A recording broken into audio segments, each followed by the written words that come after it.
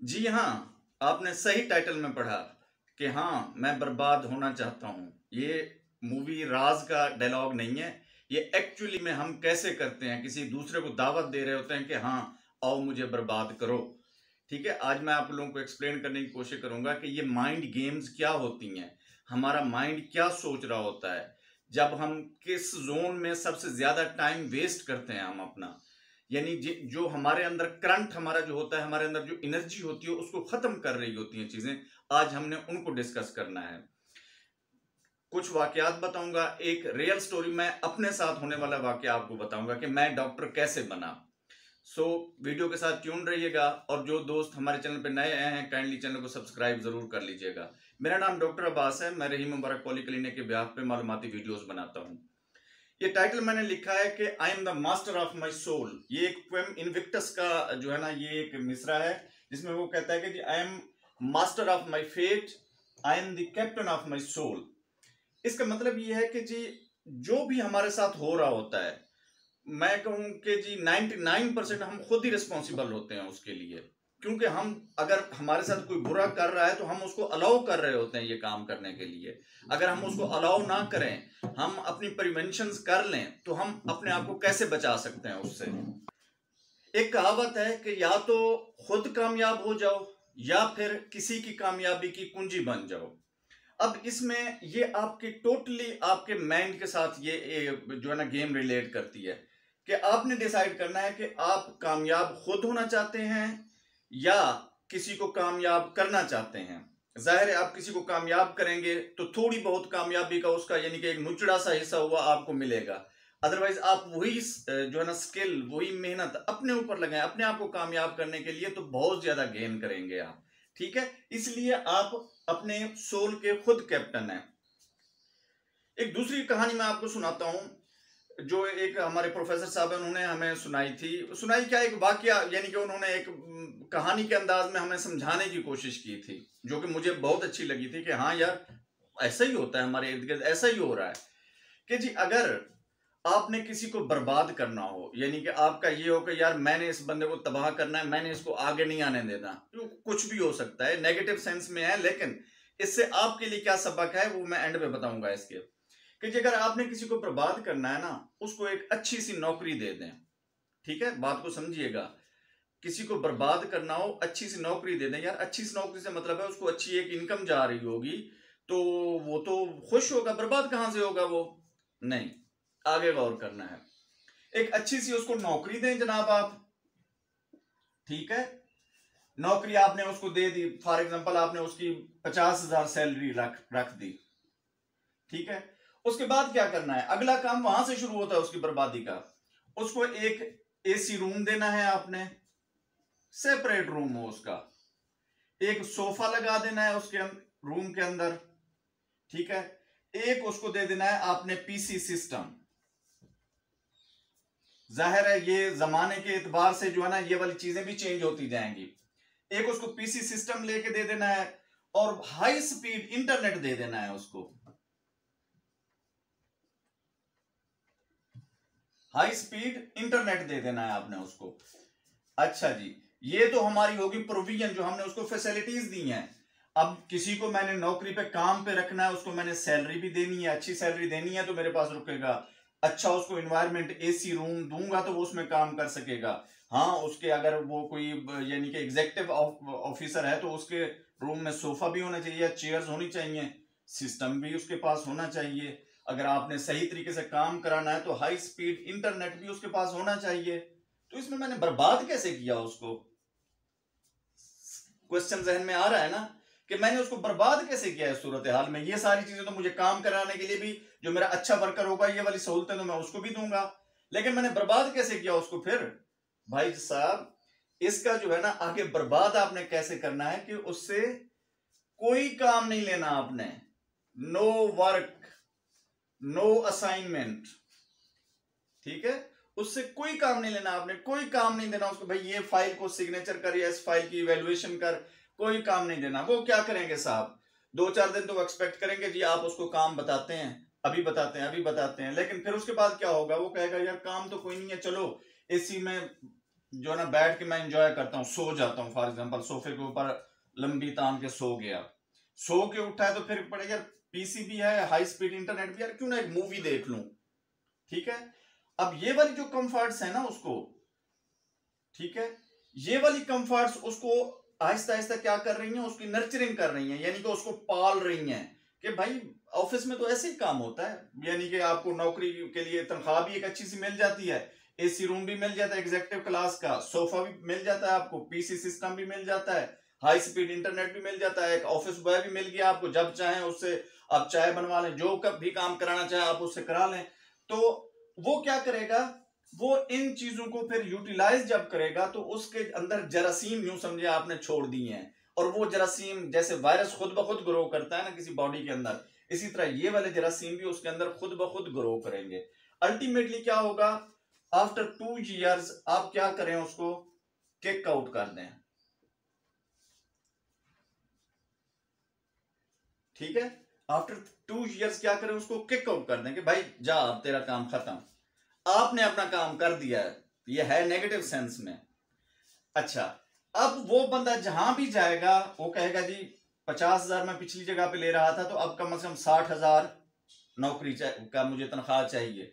अब आपको पता है उसके पास कोई स्किल तो है नहीं, तो 60 कौन देगा उसको, तो 20 कोई नहीं देगा, तो 60 कौन देगा उसको।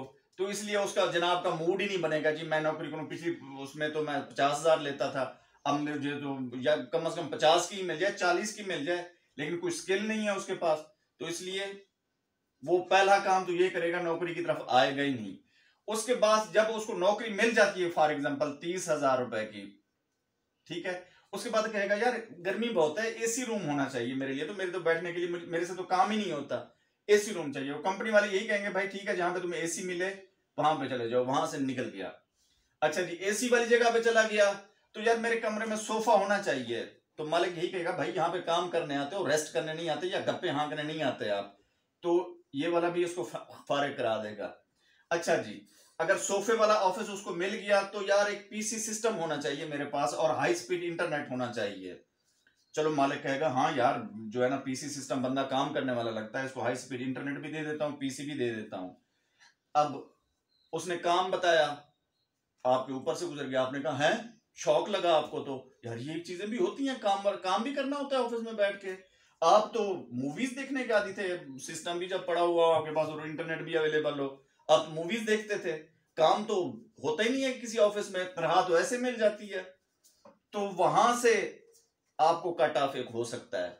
ठीक है, अच्छा, अब ये सारी चीजें तो आपने कर ली, अपने दुश्मन में आपने उसको जो है ना जेर कर लिया है। अच्छा, अगर खुदा ना खास्ता इस चीज का आप शिकार हो रहे हैं, तो आपने क्या करना है।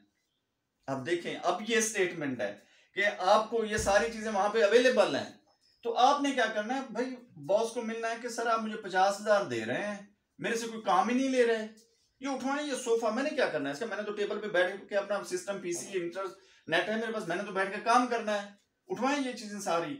एसी चाहे हो ना हो, आपको तो फिक्र नहीं होनी चाहिए कि जी मुझे जो है ना एसी रूम चाहिए। क्या एक कहावत है कि जी जो कामयाब एम्प्लॉय होते हैं वो बिजनेस को आगे बढ़ाने का सोचते हैं, यानी कि जिस कंपनी के साथ अटैच है उसको आगे बढ़ाने का सोचते हैं, इस कंपनी की जो है ना फर्दर ग्रोथ हो उसका सोचते हैं। जो लेजी होते हैं, निकम्मे होते हैं, बस वो यानी कि इस तरह का एहसान करने आता है काम करने के लिए, वो कहते हैं यार किसी तरह छुट्टी मिल जाए, ईद शब रात आ जाए, यार इस हफ्ते पूरा हफ्ता छुट्टियां मिली हैं हमें। जो नालायक होगा वो इस किस्म की चीजें सोचेगा।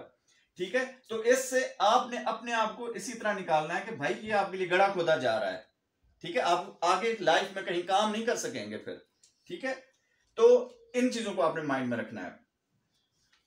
दूसरा मैंने कहा था आपको कि जी मैं डॉक्टर कैसे बना।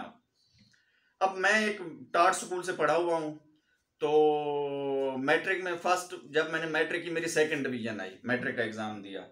अच्छा जी, अब मेरे दोस्त ने मुझे मशवरा दिया कि यार मैट्रिक जो है ना आप इम्प्रूव कर लो, ठीक है, कोई दुरुस्त नंबर आ जाएंगे तो डिस्पेंसर क्लास में आपका दाखिला हो जाएगा, कहीं पे बैठ के, यानी कि उस जमाने में चल जाता था, डिस्पेंसर हजरात ने भी अपने क्लिनिक बनाए होते थे कि बैठ के जो है ना रोटी रोटी अच्छा कमा लोगे तुम अपने इलाके में बैठ के। अच्छा, मैंने कहा यार बात तो तेरी लॉजिकल लगती है, तो मैं कर लेता हूँ। अच्छा जी, फिर मैंने इम्प्रूव किया मैट्रिक को, फिर भी यानी कि बस इतने से नंबर आए कि उसमें डिस्पेंसरी में क्लास दाखिला नहीं हो सकता था।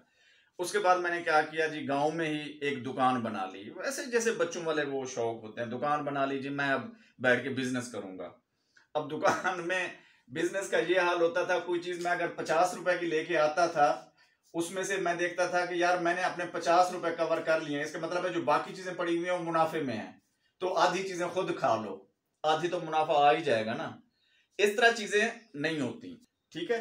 तो अल्टीमेटली दुकान ने भी फेल ही होना था, तो दुकान को भी बंद करना पड़ा। अच्छा, अब ट्विस्ट कहां पे आता है, मैं डॉक्टर कैसे बना में, कि वहां पे उस जमाने में टीवी पे एक ड्रामा लगता था शाम से पहले, ठीक है। कराची मरकज का ये ड्रामा होता था शाम से पहले। तो मैं उसी दुकान अपनी जो बंद करने का, जिसको मैं सोच रहा था कि ये लॉस हो गया बिजनेस में, तो उसको बंद कर दिया जाए, उसी टीवी वहीं पे टीवी रखा, तो मैंने वो ड्रामा देखा। अब हमारा जो सिंधी भाइयों का कल्चर होता है वडेरूम वाला, तो उसमें वो अपनी जो है ना बच्चियों को नहीं पढ़ाते हो, जो है ना कम, यानी कि अब शायद चेंज हो गया, उस वक्त का जो उन्होंने माहौल उसमें दिखाया हुआ था। तो बच्ची कराची में जाती है, अपने मामू के घर रहती है, उसके मामू का घर कराची में होता है, वहां पे वो चोरी छुपे पढ़ती रहती है, और एफएससी में इतने अच्छे नंबर आ जाते हैं उसके कि जी उसका दाखिला हो जाता है एमबीबीएस में। वहां पे जो है ना, जो अंदर का डॉक्टर सोया हुआ था वो जागा, उसने कहा यार एक लड़की एक जो है ना एमबीबीएस डॉक्टर बन सकती है, तुम क्यों नहीं बन सकते। तो ये जनाब 2-4 दिन मैंने खूब इसको पकाया अपने अंदर, इस लावे को, कि जी मैंने भी डॉक्टर बनना है, मैंने भी डॉक्टर बनना है। तो पेरेंट्स से जाके जो है ना ये शेयर की बात, जी मैंने डॉक्टर बनना है। तो उसके लिए उन्होंने कहा जी एफएससी जरूरी है, मैंने कहा जी मैं कर लूंगा एफएससी। खैर, पेरेंट्स तो सारे चाहते होते हैं बच्चों को पढ़ाना, तो उन्होंने भी मेरे ऊपर इन्वेस्ट किया। मेरे अब्बू इतने वो ज्यादा वो अमीर नहीं थे, तो जैसे भी था उन्होंने मेरे साथ तो ये एहसान किया कि मुझे एफएससी कराई, उसके बाद मेडिकल करा दिया। तो अल्लाह ताला उनको खुश रखे, जिंदगी दे और सेहत दे। तो ये स्टोरीज हैं।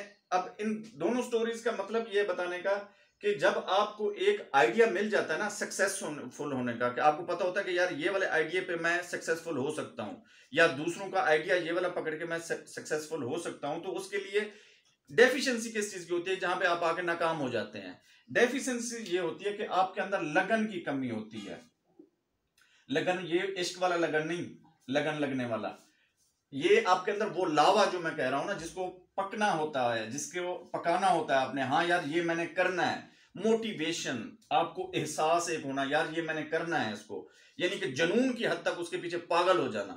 एक दफा आपको आइडिया हो जाए कि ये फार्मूला सक्सेसफुल है, बड़े लोग इसमें कामयाब हो चुके हैं, फिर उसमें जुनूनी बन जाए आप कि जी मैंने करना है ये। उठते बैठते, उड़ना बिछोना आपका यही होना चाहिए।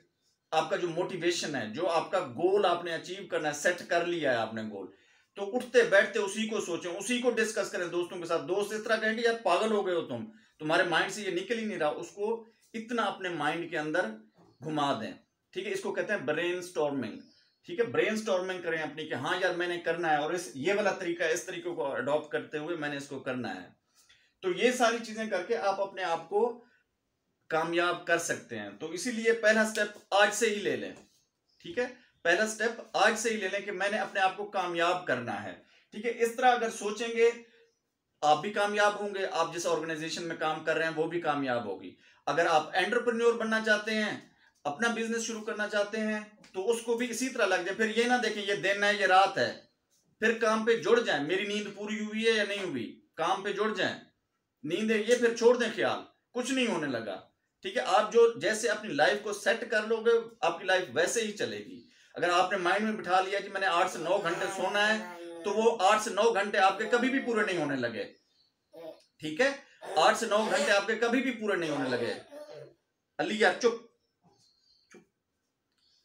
तो इसलिए आप अपने माइंड को फोकस ही यहां पे करिए, यार टाइम मिल जाएगा तो सो जाऊंगा, नहीं तो कोई मसला नहीं है, मैंने काम करना है, मैंने ये वाला जो टास्क लिया हुआ है ना, इसको मैंने पूरा करना है।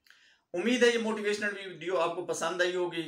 अगर कोई मेरे से कोई गलती हुई है या इंप्रूवमेंट की कोई गुंजाइश है, तो नीचे आके इसके कमेंट जरूर कीजिएगा। मुझे आपकी सजेशंस का, पॉजिटिव हूं या नेगेटिव हूं, इंतजार रहेगा। शुक्रिया।